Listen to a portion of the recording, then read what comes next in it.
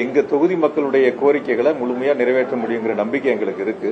ஏன்னா நிச்சயமா ஏற்கனவே கடந்த 5 ஆண்டுகள்ல கோவை மாநகராட்சியை பொறுத்த வரைக்கும் 8700 கோடி ரூபாய் அளவிற்கான சாலை வசதிகள், சாக்கடை வசதிகள், தெருவிளக்குகள், குடிநீர் திட்டங்கள் என பல்வேறு பணிகளுக்கு எங்களுடைய கழக தலைவர் முதலமைச்சராக இருந்து அந்த நிதிகளை கொடுத்து நாங்கள் பணிகளை மேற்கொண்டிருக்கின்றோம்.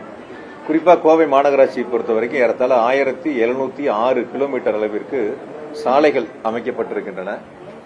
இந்த சாலைகள் அமைப்பு என்பது சிறப்பு நிதிகளை நாங்கள் 2 முறை முதலமைச்சரிடத்தில் கேட்டு பெற்று 200 கோடி ரூபாய் என்று சிறப்பு நிதிகளை விடுவித்து எங்களுடைய மாநகராட்சியினுடைய மேயர், துணை மேயர், மண்டல குழு தலைவர்கள், மாநகராட்சியினுடைய மன்ற உறுப்பினர்கள் என அனைவரும் கேட்டுக்கொண்டதன் அடிப்படையில் முதலமைச்சர் அவர்கள் அப்பொழுது நிதிகளை விடுவித்து பணிகளை சிறப்பாக செய்திருக்கின்றோம்.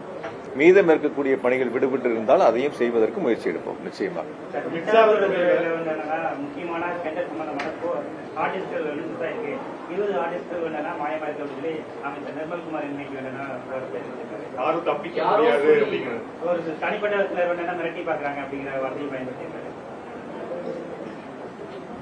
தமிழ்நாட்டில் ஒரு அமைச்சரை மிரட்டக்கூடிய அளவிற்கு ஒருத்தருக்கு துணிச்சல் இருக்கு அப்படின்னா அந்த அளவுக்கு சட்டம் ஒழுங்கு எந்த அளவுக்கு இருக்குன்னு அப்ப நீங்க பாத்துக்க வேண்டியதான். ஒரு அமைச்சரையே யாரோ ஒருத்தர் மிரட்டி பாக்குறாங்க அப்படின்னு ஒரு அமைச்சரே சொல்லும் போது அப்ப சாமானியர்களுக்கு எப்படி பாதுகாப்பு இருக்கும் அப்படிங்கறத நீங்க அதுல இருந்து எடுத்துக்க வேண்டியதான். பொதுவா ஒரு கருத்தை மட்டும் நான் உங்ககிட்ட முன்வைக்கணும். ஏன்னா நீங்க கேட்ட கேள்வியின் அடிப்படையில தொடர்ந்து தமிழ்நாட்டில் பல்வேறு இடங்கள்ல, சென்னை உட்பட மின்வெட்டின் காரணமாக பொதுமக்கள் தொடர்ந்து போராட்டங்களை நடத்தி கொண்டிருக்கின்றார்கள். இந்த அரசு பொறுப்பேற்று ஏறத்தாழ வெற்றி பெற்று 1 மாதம் நிறைவாகி இருக்கிறது. இந்த அரசு பொறுப்பேற்று 20 நாட்களை கடந்து சென்று கொண்டிருக்கின்றன. இதுவரை மின்துறை அமைச்சர் மின் விநியோகத்திற்குன்னு தனியா, அந்த டிஸ்ட்ரிபியூஷனுக்குன்னு தனியா டைரக்டர் இருக்காங்க, சிஇ இருக்காங்க, எஸ்சி இருக்காங்க, அடுத்து இஇ இருக்காங்க, ஏடி இருக்காங்க, கீழ் லெவல்ல அடுத்த லெவல்ல ஏஇ வரைக்கும் இருக்காங்க. ஆக முதல் கட்டமா என்ன பண்ணுவாங்கன்னா டைரக்டர் சிஎம்டியை வச்சு டைரக்டர், சிஇ, எஸ்சி லெவல்ல ஒரு ஆய்வு கூட்டங்களை நடத்துவாங்க. அதாவது எப்படி நடத்துவாங்கன்னா, இந்த சம்மருக்கு நமக்கு எவ்வளவு டிமாண்ட் இருக்கு, நம்ம கையில இருப்பு இருக்கு, நம்ம எவ்வளவு இன்னும் புதிதா குறுகிய காலத்துல வாங்கணும், இதெல்லாம் ஆய்வு கூட்டங்களை நடத்தி எந்தெந்த பகுதிகளில் இப்ப நேற்று முன்தினம் 2 நாள் 3 நாட்கள் கணக்கெடுத்து எந்தெந்த பகுதிகளில் அதிக நேரம் மின்வெட்டு ஏற்பட்டது, அதை சரி செய்வதற்கான வழிகள் என்ன என்பதை கண்டறிவதற்கான ஆய்வு கூட்டங்களை நடத்துவாங்க. அந்த ஆய்வு கூட்டங்களின் மூலமாக அதிகாரிகளுக்கு அறிவுறுத்தி இனி வரக்கூடிய நாட்கள்ல மின்வெட்டு இல்லாம விநியோகம் செய்யப்படணும் அப்படிங்கறதா பொதுவா ஒரு துறை எடுக்கக்கூடிய நடவடிக்கை. அதிலும் குறிப்பா மின்சாரத்துறை தொடர்ந்து எடுக்கக்கூடிய நடவடிக்கைகள். ஆனா இதுவரைக்கும் இந்த தாவேகா அரசு பொறுப்பேற்று மின்துறை அமைச்சர் அந்த துறைக்கு அமைச்சராக நியமிக்கப்பட்டு இதுவரைக்கும் அந்த டிஸ்ட்ரிபியூஷனுக்குன்னு தனியா, மின் விநியோகத்துக்குன்னு தனியா சிஇ லெவல்லையோ எஸ்சி லெவல்லையோ ஒரு ஆய்வு கூட்டங்களை கூட நடத்தல. நான் விசாரிச்ச வரைக்கும் அவர் என்னன்னா அலுவலகத்துக்கு போறாரு, சிஎம்டி பாக்குறாரு, டைரக்டர் அந்த மாதிரி முக்கியமான இருக்கிற மேல இருக்கிற அதிகாரிகளை மட்டும் பார்த்துட்டு அதுக்கு கீழே இருக்கிற, அதாவது என்னன்னா கடைநிலை வரைக்கும் இருக்கக்கூடிய அந்த அதிகாரிகளுடைய ஆய்வு கூட்டங்களை நடத்தினாதான் எந்த ஊர்ல என்ன பிரச்சனை இருக்கு, பொள்ளாச்சியில இப்ப தென்னை மரம் இருக்கு, மட்டை விழுகுதுன்னா அந்த இடத்துல பவர் கட் ஆகுதுன்னா அதுக்கான காரணங்கள் என்னங்கறத பார்த்து நடவடிக்கை எடுக்க வேண்டிய துறை அது. அதாவது மற்ற துறைகளை போல இல்ல, மின்சாரத்துறை உடனுக்குடன் நடவடிக்கை எடுத்து சரி செய்ய வேண்டிய துறை. இதுவரைக்கும் நான் விசாரித்த வகையில் ஒரு ஆய்வு கூட்டங்களை கூட முழுமையாக மின் விநியோகத்திற்கான அந்த கூட்டங்களை நடத்தல அப்படிங்கறதுதான் கருத்து. ஆகையால பொதுவா அந்த துறையை பொறுப்பேற்றிருக்கக்கூடிய அமைச்சர் அந்த ஆய்வு கூட்டங்களை நடத்தி மின்வெட்டிற்கு உரிய தீர்வுகளை எட்டப்படணும். இப்ப நாங்க எங்களுடைய தலைவர் அவர்கள் முதலமைச்சராக இருந்த பொழுது கடைசியா கூட தேர்தல் பதிவு முடிஞ்சு வாக்கு எண்ணிக்கை எடுத்துக்கிட்டீங்கன்னா கூட 29 நாள்ல பாத்தீங்கன்னா 2026 இப்ப 21,307 மெகாவாட் அன்னைக்கு உச்சபட்ச மின் தேவை, எந்த தடையும் இல்லாம சீரான மின் விநியோகம் முழுமையாக வழங்கப்பட்டன. அதற்கான முன்னேற்பாடுகள் செய்யப்பட்டிருக்கின்றன. அதிகாரிகள் 24 மணி நேரம் பணியில் அமர்த்தப்பட்டு பணிகளை செய்தார்கள். இன்று அந்த பணிகளை செய்வதை விட்டுவிட்டு அத பொதுவா இப்ப நானே கூட பார்த்தேன், பத்திரிகையில தான் பார்த்தேன், பத்திரிகையிலையும் செய்திகளையும் தொலைக்காட்சிகளையும் பார்த்தேன். இது அந்த டெண்டர் சம்பந்தப்பட்டதெல்லாம் 3 குழுக்கள் அமைக்கப்பட்டிருக்கின்றன, ஆராயப்படும் அப்படின்னு சொல்லிட்டு. பொதுவா மின்சார வாரியத்தை பொறுத்த வரைக்கும் டெண்டர் விடுவதற்கு முன்பாக அந்த டெண்டர் டாக்குமெண்ட் தயார் பண்றதுக்கு ஒரு டீம் இருக்காங்க, சம்பந்தப்பட்ட ஆபீசர்ஸ் பண்ணுவாங்க. டெண்டர் டாக்குமெண்ட் டெண்டர் கால்பர் பண்ணி அப்லோட் பண்ணதுக்கு அப்புறம் அந்த டெண்டர் ஓபன் பண்ணும்போது அதுக்கு ஒரு கமிட்டி இருக்கு, அது ஒரு டீம் கமிட்டி தான் அதை ஓபன் பண்ணி அதுக்கப்புறம் வந்து அவங்களை பிரைஸ் சம்பந்தப்பட்டது கூப்பிட்டு பேசுறது, அதுக்கப்புறம் பிஎல்டிசியில வந்து அப்ரூவல் வாங்குறது, அதற்கு பிறகு போர்டில் வச்சு அப்ரூவல் வாங்குவாங்க. அந்த டெண்டர் இறுதி செய்யப்படுவது போர்டில் அப்ரூவல் வாங்குவாங்க.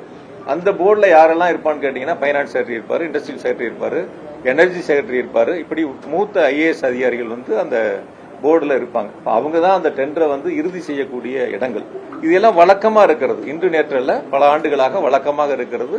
உயர் அதிகாரிகள், ஐஏஎஸ் அதிகாரிகள் அந்த டெண்டரை இறுதி செய்யக்கூடிய பணிகள் இருப்பாங்க. அதனால இதுல வந்து யாரும் வந்து தவறுகள் செய்ய முடியாது. ஒரு குழுல தவறு நடந்தா கூட அடுத்த குழு அதை கண்டுபிடிச்சாங்கன்னா அந்த டெண்டரை ரத்து பண்ணுவாங்க, இல்லைன்னா அடுத்த மறு டெண்டருக்கு போவாங்க. ரேட் அதிகமா இருந்ததுன்னா அவங்களை சம்பந்தப்பட்ட நிறுவனங்களை கூப்பிட்டு ரேட்டை குறைப்பதற்கான பேச்சுவார்த்தை நடத்தி ரேட்டை குறைப்பாங்க. ஏதோ புதுசா இப்ப 3 குழு அமைச்சு அந்த குழு ஏதோ வந்து புதிதாக விதிமுறைகளை வகுப்பதை போல ஒரு தோற்றத்தை உருவாக்குறாங்க. அதுக்கு ஒரே ஒரு உதாரணம் சொல்றேன். மின்னகத்தை பத்தி பொதுப்பணித்துறை அமைச்சர் பார்த்தா பேட்டியில கொடுத்திருந்தாரு. புதுசா ஒரு நம்பர் எங்களுக்கு கொடுத்திருக்காங்க, டோல் ஃப்ரீ நம்பர்.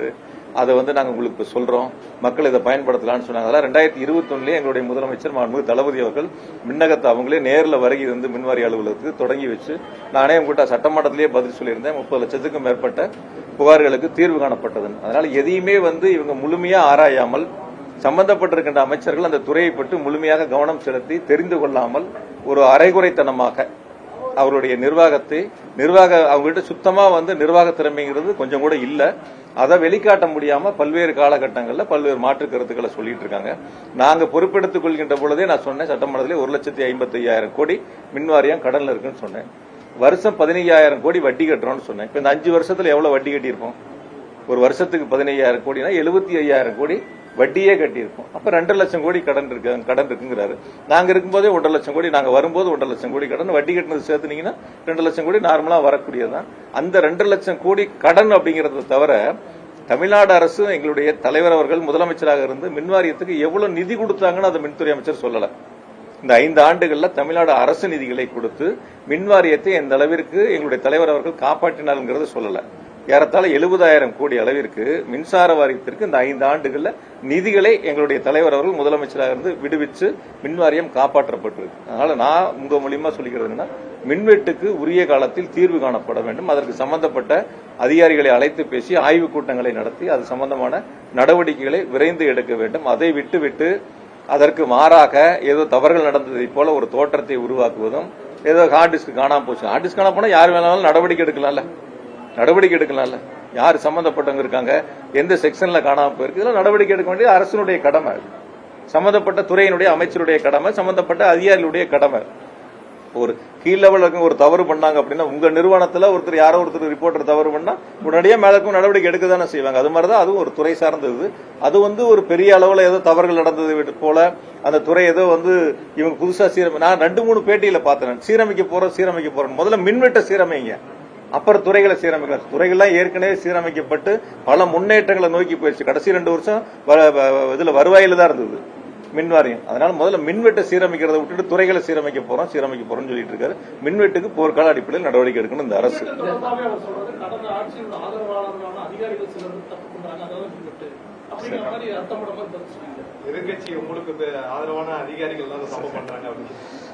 சந்தோஷமா இருக்கு சார் கேட்கறது. அதாவது என்னன்னு கேட்டீங்கன்னா, அரசு மாறலாம், அதிகாரிகள் மாற மாட்டாங்க, அவங்களே தான் இருப்பாங்க. சியா இருக்கட்டும், எஸ்சியா இருக்கட்டும், ஒரு செக்ஷன்ல இருந்து இன்னொரு செக்ஷனுக்கு வேணா பணியிட மாற்றம் செய்யலாமா தவிர அவங்க அந்த மின்வாரியத்தில் தான் பணியாற்றக்கூடிய சூழல் அவங்களுக்கு இருக்கு. அதனால வந்து எந்த அரசாங்கம் இருந்தாலும் அதே அதிகாரிகள் தான் அங்க மின்வாரியத்தில் பணியாற்ற போறாங்க. ஆக பணியாற்றக்கூடிய அதிகாரிகள்ல யாரு ஒரு சிலர் தவறு அன்னைக்கு சொல்லும் போது பார்த்தாங்க, 1% கருப்பாடுகள். நாங்க அந்த 1% யாருங்கிறத 99% அதிகாரிகளை வச்சு கண்டுபிடிக்கலாம்ல. 100 பேர் வேலை செய்யற இடத்துல ஒருத்தர் தவறு பண்றாங்கன்னா யார் அந்த ஒருவர் தவறு செய்யக்கூடியவர் எளிதில் கண்டறிய முடியும், அவங்க மேல நடவடிக்கை எடுக்க முடியும். அதெல்லாம் வந்து அதாவது என்னன்னா, என்ன சொல்லுவாங்கன்னு கேட்டீங்கன்னா, ஆடவே தெரியாதான் வீதி கோணையும் வாங்கலாம். அது மாதிரி துறை சார்ந்து விவரங்கள் புரிதல் இல்லை, அந்த புரிதலுக்கான அவர்களுக்கு அந்த தகுதியும் இல்லை. அதை மறைப்பதற்கு இது போன்ற கருப்பாடுகள் இருக்கிறது என்ற கருத்துக்களை முன்வைக்கின்றார்கள். நீங்க வந்து அடுத்த முறை சென்னையில கூட சொல்லி அந்த துறை அமைச்சர்கிட்ட ஒரு கேள்வி கேட்க சொல்லுங்க. இதுவரைக்கும் நீங்க ஆய்வுக் கூட்டங்களை நடத்தினீங்களா? மின் விநியோகம் சம்பந்தமாக சிஎஸ்சி லெவல்ல ஒரு ஆய்வுக் கூட்டங்களை நடத்தி முடிச்சிருக்கீங்களா? அவங்களுக்கு என்ன அறிவுரை சொல்லியிருக்கிறீங்க? நீங்க ஒரு பத்திரிகை ரிலீஸ் கொடுத்திருக்கீங்களா? இந்த ஆய்வுக் கூட்டங்கள் சம்பந்தமா இதெல்லாம் அறிவுறுத்தப்பட்டதுன்னு சொல்லியிருக்கீங்களான்னு கேளுங்க. அதுக்கப்புறம் அவங்க என்ன நடவடிக்கை எடுத்துக்கான்னு உங்களுக்கே தெரியும்.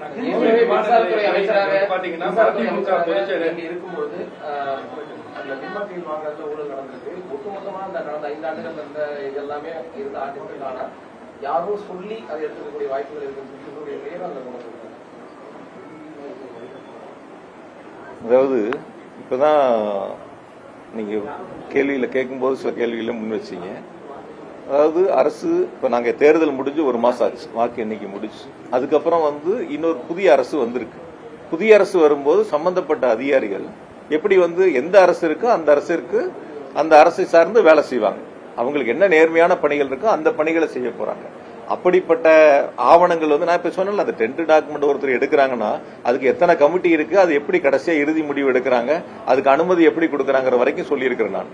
அதனால இதுல அவங்க தவறு யாரு வேணாலும் நடவடிக்கை எடுக்க வேண்டியதானே. அதை விட்டுட்டு ஒரு பதட்டத்தை உருவாக்குற மாதிரி ஏதோ இவர்கள் புதிய தவறுகளை கண்டுபிடிச்சு ஒரு பூதகரமா ஒரு பெரிய இதை கொண்டு வந்துட்ட மாதிரி ஒரு தோற்றத்தை உருவாக்குவதற்கான முயற்சி செய்யறாங்க. அந்த முயற்சி ஒருபோதும் எடுபடாது.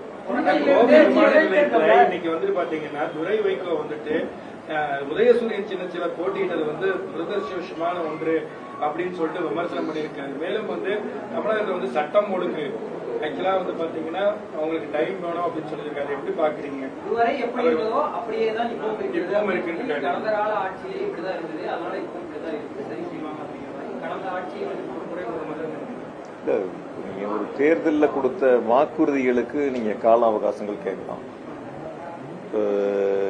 மாமே சீரு, அண்ணா சீரு, மகளிருக்கு 2500 ரூபாய் பணம் கொடுக்குறேன்னு சொன்னது, நிதி கொடுக்குறேன்னு சொன்னது, இதுக்கெல்லாம் நீங்க கால அவகாசங்கள் கேட்கலாம். சட்டம் ஒழுங்குக்கு ஒரு அரசாங்கம் கால அவகாசம்ங்கிறது நீங்க ஏத்துக்கிறீங்களா? முதல்ல சூலூர்ல இப்படி ஒரு துயர சம்பவம் நடந்துச்சு, அதை நீங்க மனதார ஏத்துக்கிறீங்களா?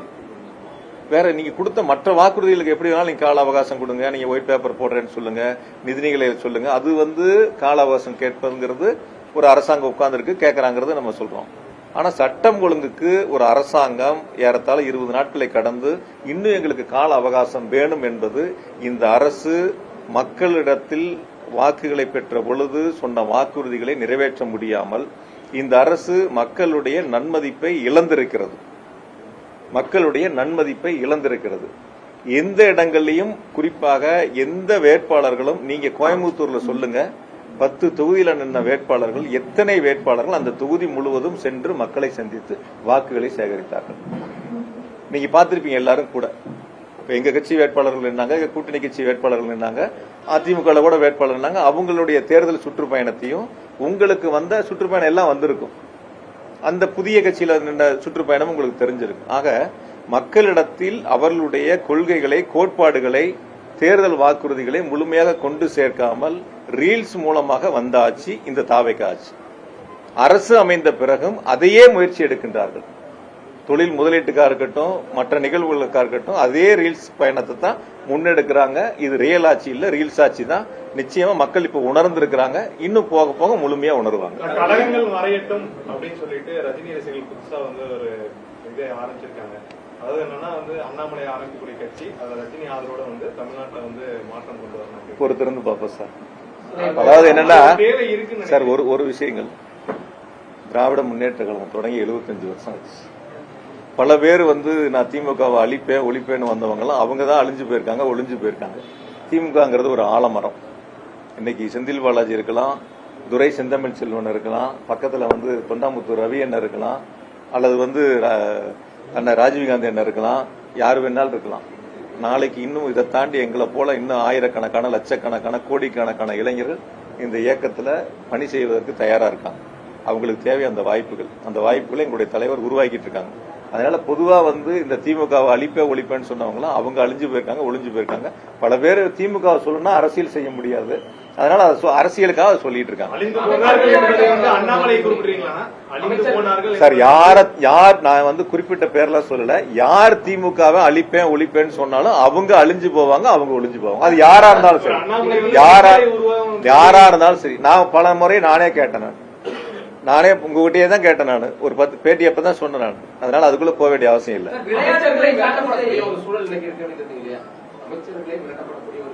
நான் சொல்லல சூழல, அவங்க சொன்ன பதிலுக்கு நான் சொன்னேன். அவரு தானே சொன்னார். அவரு என்னையே மிரட்டி பாக்குறாங்கன்னு சொன்னா நீங்க தான் சொன்னீங்க. இப்ப நான் அந்த பேட்டியை கூட பாக்கல, நீங்க சொன்ன கருத்துல இருந்து நான் சொன்னேன். ஒரு அமைச்சரா இருக்கிறவரு என்னையே மிரட்டி பாக்குறாங்க அப்படின்னா இப்ப யாரோ ஒருத்தர் மிரட்டக்கூடிய அளவுக்கு தைரியம் இருக்குன்னா அப்ப சட்டம் ஒழுங்கு எப்படி இருக்குன்னு நீங்க பாத்துக்க வேண்டியதான். கடலூரில் வந்து உரிய பாதுகாப்பு இல்லைன்னு சொல்லி வீட்டுக்கு அழைச்சு ஆறுதல் தெரிவிச்சாரு அந்த இறந்த குடும்பங்களை.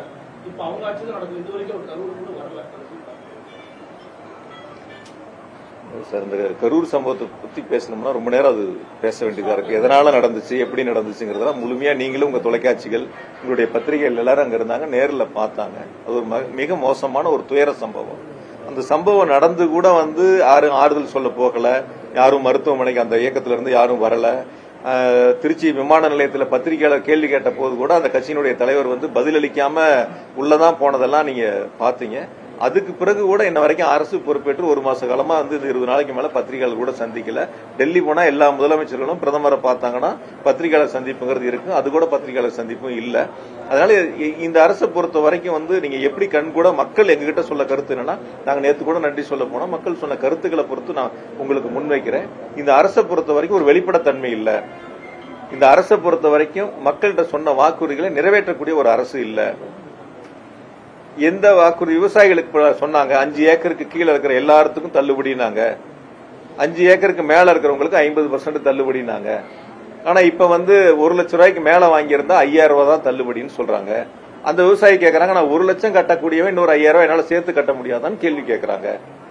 ஆக சொல்வது ஒன்று, செய்வது ஒன்றாக இருக்கின்றன. இதுதான் இந்த அரசினுடைய இன்றைய நிலை. இதுதான் மக்கள் வந்து புரிஞ்சிருக்காங்க.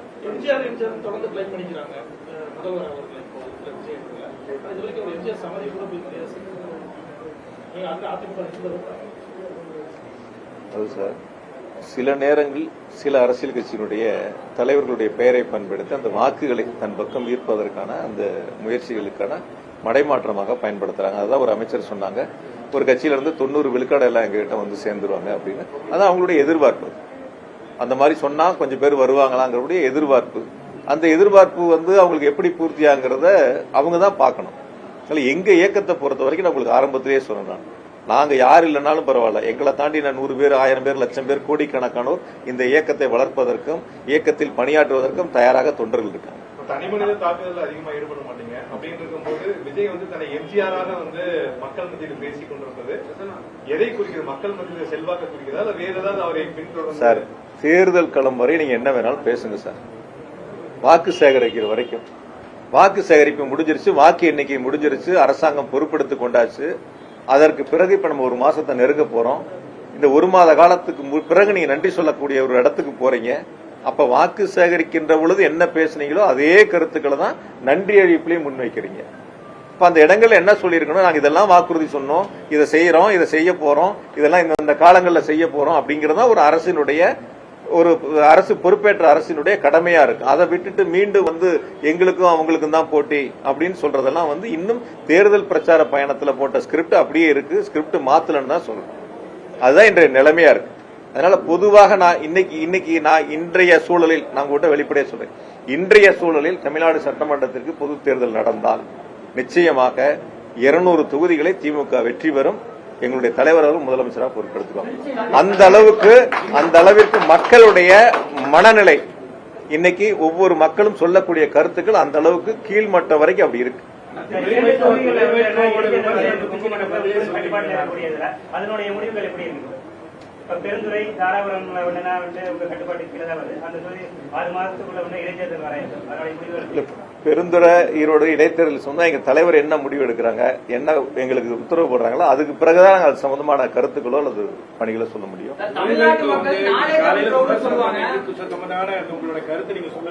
என்ன விமர்சனம் பண்ணிட்டாரு? உதயசூரியன் கட்சியில வந்து நாங்க துரதிருஷ்டமா நாங்க இது பண்ணிருக்கிறோம் அப்படின்னு சொன்னா அதுல இருந்து நான் பின்வாங்க மாட்டேன் அப்படின்னு சொல்லிட்டு நீங்க பேட்டி கொடுத்திருக்காரு. வேற என்ன சொன்னாரு? நிறைய சொல்லியிருக்கேன். தமிழ்நாட்டில் வந்து சட்டம் ஒழுங்கு மற்ற மாநிலங்களை கம்பேர் பண்றப்ப தமிழ்நாட்டில் சட்டம் ஒழுங்கு நல்லா இருக்குன்னு பேசியிருக்காரு. அண்ணாமலைக்கு அவரோட வாழ்த்து சொல்லியிருக்காரு, நிறைய பேசியிருக்காரு. அதாவது நான் தான் ஆரம்பத்திலேயே சட்டம் ஒழுங்கு சம்பந்தமா அவர் சொன்னதுதான் நான் பதில் சொன்னேன். எதுக்கு வேணாலும் நீங்க அவகாசங்கள் கொடுக்கலாம், சட்டம் ஒழுங்கு சம்பந்தப்பட்டது எந்த அரசாங்கத்துக்கும் ஒரு நாள் கூட அவகாசம் கொடுக்க முடியாது. சட்டம் ஒழுங்குல உடனுக்குடன் நடவடிக்கை எடுக்க வேண்டும். அது இந்த அரசாங்கம் நடவடிக்கை எடுக்க தவறிவிட்டது. தொகுதியின் முதல் பணி அப்படின்னா என்னவா இருக்கும்? அதே சமயம் பெரியார் உலகம் வந்து 300 கோடியில வந்து முழுவதும் முடிஞ்சிருச்சு. நீ 1 மாதமாகி நீ அதுக்கான சிறப்பு பண்ணி இருக்கு. உங்களுடைய சார்பா என்ன? எங்க தலைவர் கோயம்புத்தூருக்கு பிரச்சாரத்துக்கு வரும்போது முதலமைச்சராக இருந்து சொன்னாங்க, ஆட்சி பொறுப்பேற்றவுடன் முதல் நிகழ்ச்சியாக எங்களுடைய கோவையில பெரியார் அறிவுலகத்தை திறந்து வைக்க வருவேன். நாங்க துரதிருஷ்டவசமாக ஆட்சி மாற்றம் ஏற்பட்டு புதிய அரசு வந்திருக்கிறது. அதுக்கு வந்து ஆய்வு பண்ணி பார்த்திருக்கிறாங்க. எப்ப திறப்பாங்கிறது தெரியல. நீ அவர்கள் எடுக்க வேண்டிய முடிவு அது. ஆனா அதுல நிறைய குறைபாடுகள் இருக்கு, அதெல்லாம் நோட் பண்ணி வச்சிருக்கோம். அதை ஒரு அதாவது இந்த 3 மாச காலம் தாமதம் குறைபாடுகள்ங்கிறதுக்கும் கூடுதலா தேவைங்கிறதுக்கும் வித்தியாசம் இருக்கு. குறைபாடுகள் அப்படின்னு நீங்க சொன்னீங்கன்னா என்ன திட்டம் ஏற்கனவே போட்டிருந்தாங்களோ அதை செய்யாம இருந்தா அது குறைபாடுகள் அர்த்தம். அதுல கூடுதல் வசதிகள் தேவைப்பட்டா அது குறைபாடுகள் அல்ல. ஆக என்ன மதிப்பீடுகள் தயார் செய்யப்பட்டு என்ன வடிவமைப்பு செய்யப்பட்டதோ அதை முழுமையாக செஞ்சிருக்காங்க. அதுல எந்த விதமான மாற்று கருத்து இல்ல. அவங்க ஏதாவது கூடுதல் வசதிகள் ஏற்படுத்தணும்னா அதை ஏற்படுத்திக்கலாம். அது குறைபாடுன்னு சொல்ல முடியாது. முழுமையா அது அவருக்கு வார்த்தை தெரியாம சொல்லி இருந்திருக்கலாம். அவரு என்ன வார்த்தை பயன்படுத்தணும்னு தெரியாம சொல்லியிருக்கலாம். நீங்க யோசிச்சு சொல்லுங்க, குறைபாடுகளுக்கும் வித்தியாசம் சொல்லுங்க. குறைபாடுகள்னா நம்ம என்ன எஸ்டிமேட் பண்ணணுமோ என்ன செய்யணும்னு நினைச்சோமோ அதை செய்யாம விட்டு இருந்தா அது குறைபாடு. அதை முழுமையா செய்யும் பொழுது அது எப்படி குறைபாடாகும்? தொகுதி மக்களோட கோரிக்கைகளுக்காக முதல்வர் சந்திப்பீங்களா சார்? நன்றி சொல்லிட்டு இருக்கோம். தொகுதி மக்களுடைய கோரிக்கைகளை கேட்டுட்டு இருக்கோம். ஏற்கனவே அது முழுமையா ஓரளவுக்கு செஞ்சிருக்கிறோம். மீதி ஏதாவது தேவைகள் இருந்தா கேட்டுட்டு அப்புறம் சட்டப்பேரவை கூட்டம் தொடங்க இருக்காங்க. மக்கள் பிரச்சனைகளுக்காகவோ இல்ல அரசு விமர்சிக்கக்கூடிய இதையோ அதிமுக திமுக ஒன்றிணைஞ்சு சட்டப்பேரவை செயலாற்றக்கூடிய வாய்ப்புகள் இருக்குமா சார்? அதாவது நேற்று கூட நான் உங்ககிட்ட சந்திக்கும் போது சொன்னேன், திமுகவை பொறுத்தவரை இந்த தாவேக அரசு செய்யக்கூடிய தவறுகளை சட்டமன்றத்திலும் சரி பொதுவெளியிலும் சரி தட்டி கேட்க நாங்கள் தைரியமா தட்டி கேட்போம்.